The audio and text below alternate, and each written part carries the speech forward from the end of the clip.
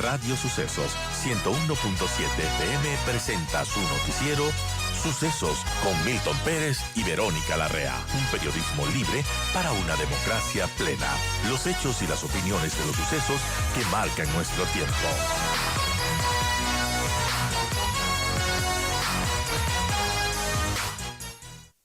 Verónica, buen día, un gusto saludarte por modalidad virtual, lamentablemente, y también un gusto saludar a nuestros amigos oyentes de Radio Sucesos.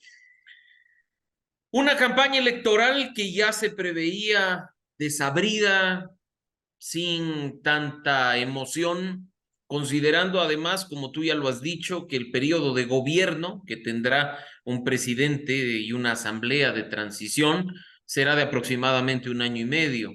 Pero este elemento del tiempo no es menor, pues creo que debe motivarnos aún más a quienes tomamos la decisión el próximo 20 de agosto a revisar, y ya lo decías, los planes de gobierno y las propuestas que estamos escuchando. Pues si un gobierno saliente se animó a decir que 2 años eran insuficientes para poder lograr cambios en la gestión pública, en la gestión de gobierno, pensemos qué se podría hacer por un tiempo de 18 meses, que es el que dispondrán las personas que asumirán el poder en las próximas semanas. Hemos visto en los planes de gobierno, Verónica, que están a disposición de todos a través de la plataforma web del Consejo Nacional Electoral, propuestas que tomarán bastante más incluso que 4 años.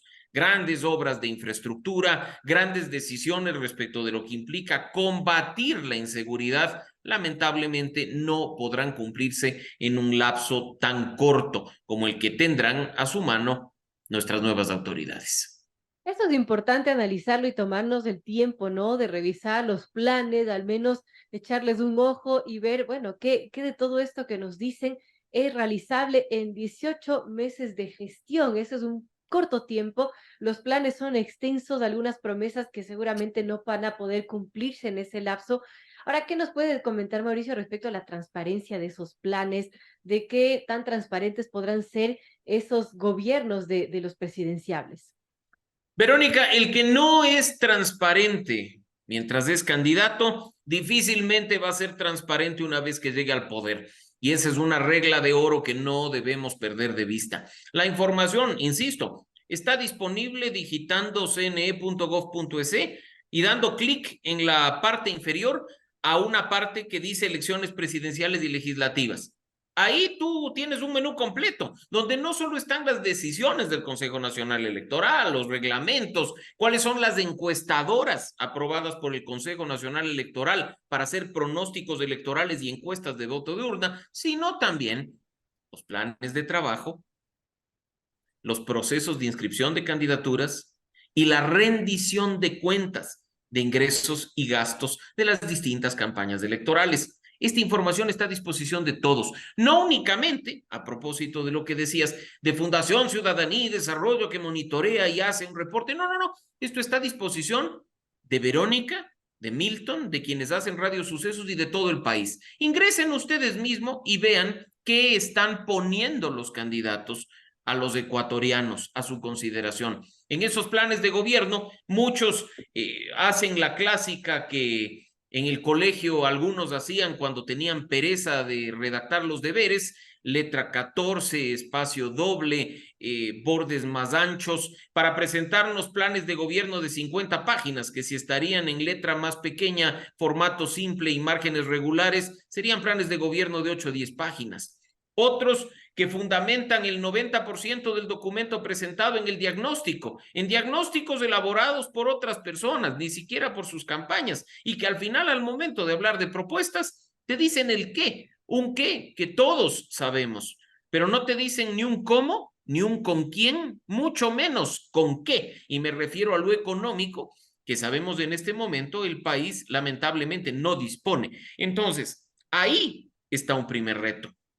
Ahí está un primer escollo que se tiene que sortear respecto de los 8 binomios presidenciales. Y Verónica, hago énfasis en aquello de la transparencia. No se diga la rendición de cuentas, insisto, de quienes ya siendo candidatos, tienen la obligación por el Código de la Democracia de presentar reportes de ingresos y reportes de gastos. Y desde ya nos anticipamos, porque algunos candidatos, una vez que dejan la contienda, creen que la acción de Ciudadanía y Desarrollo y Transparencia Internacional es personal y dirigida a que pongan la información que corresponde.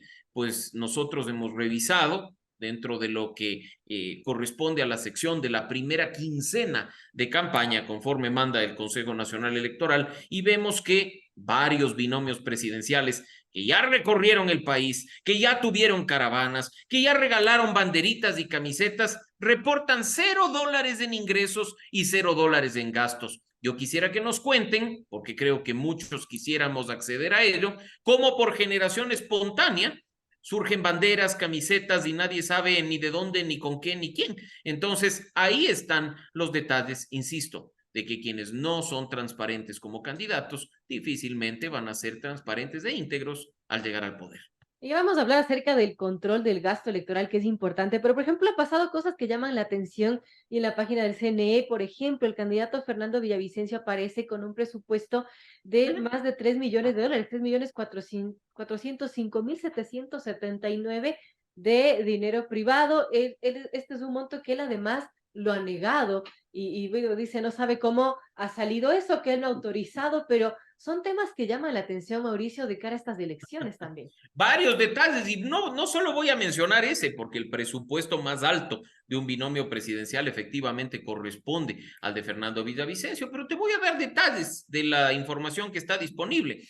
Primer reporte quincenal de gastos del binomio presidencial de la Revolución Ciudadana, periodo 22 de junio, 7 de julio. En la hoja de ingresos, durante todo ese periodo, apenas ingresó a la campaña $40. No hay más ingresos, $40 para toda la campaña, firmado por su jefe de campaña, el señor Santiago Díaz, firmado por su responsable del gasto electoral, por su responsable económico, Estefanía Molina Freire.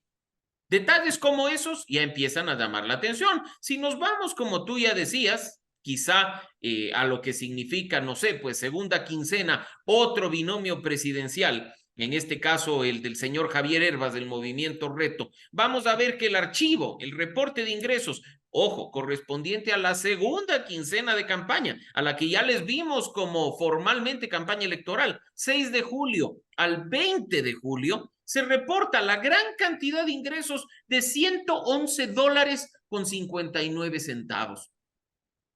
¿Qué se está haciendo en las campañas? Se está, como digo, trabajando en función de generación espontánea. ¿Quién paga los brigadistas? ¿Quién paga la movilización de los candidatos? Esos $111 que se reportan como ingresos durante esa quincena del candidato Javier Hervas terminan moviéndose a un archivo en el que se reportan gastos por apenas poco más de $10.57.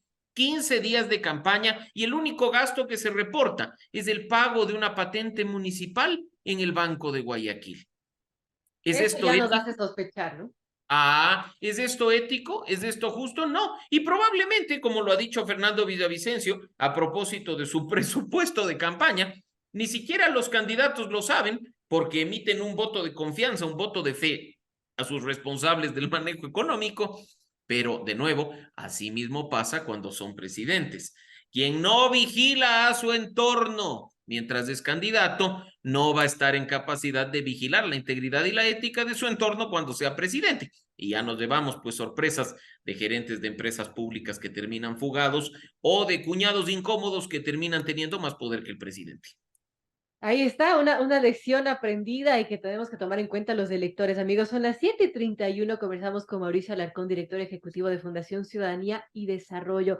Ahora, hablando a propósito de este gasto electoral y las inconsistencias que tienen estos reportes de los gastos de campaña, Fundación Ciudadanía y Desarrollo hizo un análisis de lo que ocurrió en las elecciones de febrero con los candidatos a la alcaldía de Quito, por ejemplo, que reportaron gastos desde $0 a $60.000 en la campaña. ¿Qué nos dice esto? Porque también puede ser un reflejo de lo que sucede no solamente en esas seccionales, sino en épocas de campaña. Y qué bueno que lo dices, Verónica, porque lo que hemos hecho es un ejercicio similar al que estamos haciendo en este momento al aire.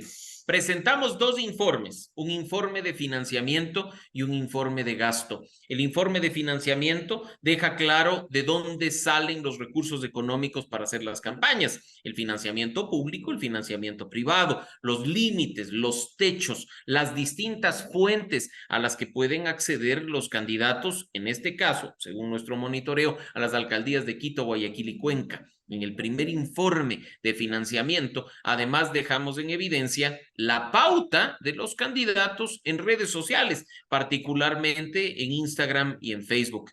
El presentado hace pocos días respecto del monitoreo de gasto tiene un vínculo directo con estos informes que acabamos de mencionar de las campañas presidenciales, en el que ya se puede ver hoy y se vio en su momento incumplimientos. El primero, el de no presentación de informes.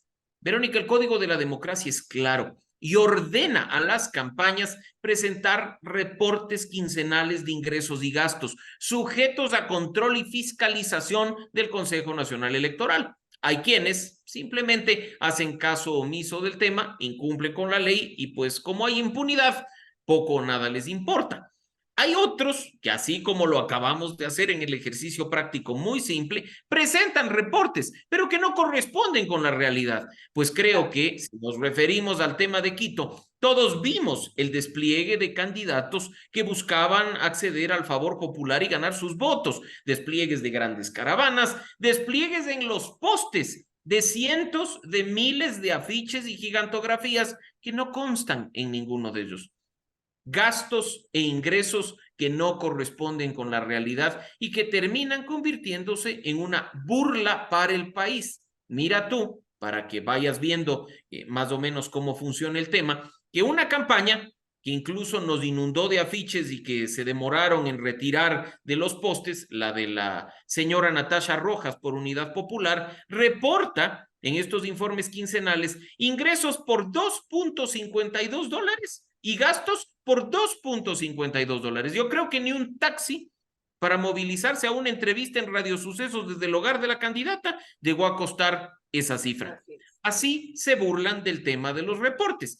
Otros que, por supuesto, hacen mucho más presencia en cuanto a la entrega de reportes, cumplen con el número de reportes que se tiene que presentar, pero como digo, las cifras resultan un tanto ridículas para lo que se vio en cuanto al despliegue, en cuanto a las actividades, en cuanto a la campaña en sí. Y un detalle no menor, no quiero extenderme en esta respuesta, el hecho de que hay prohibiciones en el Código de la Democracia, Verónica, en cuanto a qué se puede dar a la gente, a los seguidores y qué no. Y uno tiene dentro de las normas establecidas por el Consejo Nacional Electoral un catálogo de productos, por llamarlo de alguna forma, denominados artículos promocionales, que yo puedo dar a la gente. Yo le puedo entregar esferos, yo le puedo entregar afiches, yo le puedo entregar calendarios, yo puedo darle banderitas, pero no puedo dar dádivas, regalos. En los cierres de campaña de algunos candidatos, monitoreado y con evidencia en nuestro informe, hemos visto que regalaban doras, freidoras, arroceras, cafeteras, otros que igual hacían gala de los artistas internacionales, expresamente prohibidos por el Código de la Democracia, o que incluso en algunos temas ni siquiera reportan gastos vinculados al cierre de campaña. Así es que, así como lo mencionamos hace un inicio, el que no respeta la ley mientras es candidato, difícilmente la va a respetar cuando ya tenga un cargo de poder. Eso es complejo. Ahora, Mauricio, tomando en cuenta esto, FCD ha tenido acceso, ha podido cotejar fácilmente estas inconsistencias. La pregunta es, ¿dónde está la autoridad electoral? ¿Y por qué no ha hecho un control efectivo del gasto electoral? Si es que mira, Verónica, para nosotros la autoridad electoral, y lo dije en las elecciones presidenciales de 2021, ha hecho un gran trabajo organizando el proceso. El Consejo Nacional Electoral lo hace muy bien, tiene gente experta que nos permite llegar a tiempo con todas las papeletas, con mejores condiciones de registro electoral, con el tema de la asignación de fondos en el Fondo de Promoción Electoral, pero aquí hay una falla. A mí me ha resultado bastante chocante que personas con las que antes hemos promovido, hablo de miembros del Consejo Nacional Electoral, temas de integridad y transparencia, hoy con este reporte se lo tomen como un ataque personal. De ninguna forma. Estamos evidenciando falencias para trabajarlas de manera conjunta, para corregirlas de manera conjunta y que gane el país. Sabemos que hay limitaciones humanas y económicas en el Consejo Nacional Electoral, pero eso no puede ni debe ser excusa para que quienes quieren acceder al poder violen la norma, se burlen de los ecuatorianos y empiecen ya a cometer actos de corrupción. Así es que acá la sociedad civil, la ciudadanía, los periodistas, los medios de comunicación, estoy seguro que siempre estamos dispuestos a hacer equipo. Que esta crítica a partir del informe sea visto como algo propositivo. El informe tiene conclusiones, tiene recomendaciones, incluso sugerimos buenas prácticas internacionales y acá no estamos, como probablemente algunos crean, buscando recursos económicos o recursos públicos para poder nosotros hacer equipo con el CNE y mejorar estos temas. Al menos desde Ciudadanía y Desarrollo tenemos prohibición autoimpuesta de recibir recursos públicos. Lo que queremos es colaborar por la integridad y la transparencia de los procesos electorales. Así es que, Consejo Nacional Electoral, ábrase un poco. Esto no es personal, no es un ataque a ninguno de sus miembros, no es un ataque a la institución. Esto es una oportunidad de corregir y darle al país un poquito más de mejoría en esos procesos electorales que ya han venido progresando, pero que aún demandan cambios. Y además porque esto ayudaría a que la gente confíe en la autoridad electoral, que hemos visto encuestas que, bueno, tiene un bajo nivel de confianza en cuanto a la gente. Efectivamente, y tú mencionas otro elemento, el de la confianza. Uno confía en las instituciones siempre y cuando pueda ver los resultados, siempre y cuando pueda formar parte de ello. Por eso también mi invitación a que la ciudadanía responsable acceda a todo aquello que está en el portal web del Consejo Nacional Electoral, para que pueda revisar los planes de gobierno, para que pueda revisar los informes y los reportes de ingresos y gastos, para que no simplemente espere que otros lo hagan por ellos. Saquen sus propias conclusiones, revisen lo que están haciendo sus candidatos, vean las firmas de responsabilidad. Y en espacios como este, Verónica, vital, cuando ustedes tienen a los candidatos enfrente, hagan preguntas que pueden resultarles incómodas. ¿Quién les financia? ¿Quién está detrás de sus campañas? ¿Cuáles son los equipos que les van a apoyar en su trabajo? Porque el financiamiento de la política es muchas veces el principio de la corrupción galopante que una vez en el gobierno nos termina matando a todos. Y no solo corrupción, Mauricio, también es preocupante la situación y la penetración de la narcopolítica, ¿no? Tú lo has dicho, y ese fenómeno debe ser investigado por las autoridades respectivas, porque ya grupos de narcotráfico y de crimen organizado no se limitan con intervenir en las campañas electorales o intimidar y amenazar a los candidatos. Ya tienen candidatos propios, ya tienen estructuras políticas propias y ya sabemos qué es lo que buscan. Basta ver en nuestra región casos similares en Centroamérica o en Sudamérica y ya sabemos el impacto y los resultados. No esperemos acá que las cosas pasen y se deterioren a un nivel extremo. Trabajemos para prevenir, trabajemos para corregir, trabajemos para evitar que lo que ya nos preocupa y nos genera ruido termine convirtiéndose en algo mucho mayor. Gracias a Mauricio Alarcón, director ejecutivo de Fundación Ciudadanía y Desarrollo, por conversar con nosotros sobre la transparencia y los planes de gobierno y también esta situación del gasto electoral que es preocupante debido al, bueno, al poco control que está dando la autoridad electoral y que sin duda es una situación que debería mejorar de cara a estas elecciones. Gracias, Mauricio, por estar con nosotros. Muchas gracias, Verónica, y quiero comprometerles a ustedes para una vez terminada la primera vuelta, revisar precisamente al aire, en vivo, la rendición de cuentas de los candidatos respecto a los ingresos y los gastos y poder ver si es que efectivamente corresponden a los grandes despliegues que estamos viendo en este momento a lo largo y ancho del país. Con mucho gusto, Mauricio, comprometido entonces, si es que hay ya hay segunda vuelta, pues estaremos conversando.